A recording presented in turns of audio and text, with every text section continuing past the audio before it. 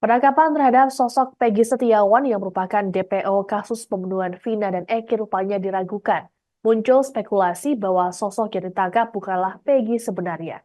Keraguan ini disampaikan oleh pengacara 5 terpidana, yakni Yogi Nenggolan. Selain itu juga muncul beragam asumsi di media sosial yang menduga sosok yang ditangkap sengaja dikambing hitamkan. Terlebih, sosok tersebut berbeda ciri dengan rilis DPO yang disampaikan oleh Polda Jabar. Adapun dalam rilis DPO disebutkan bahwa Peggy alias Peron memiliki rambut keriting, sedangkan dalam foto yang beredar, Peggy memiliki rambut yang lurus.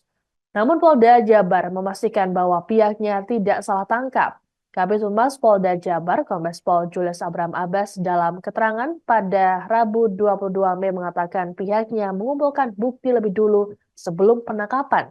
Julius menegaskan tim penyidik bekerja sesuai dengan prosedur seperti melibatkan saksi, ahli, tersangka, hingga surat dan petunjuk. Kasus pembunuhan Vina juga turut menjadi perhatian PJ Gubernur Jabar B. Mahmudin. Dalam keterangan pada Rabu 22 Mei, B mempercayakan pengungkapan kasus kepada Polda Jabar. Lebih lanjut, B mengingatkan pentingnya pelindungan saksi dari kasus ini. Download Tribun X sekarang, menghadirkan lokal menjadi Indonesia.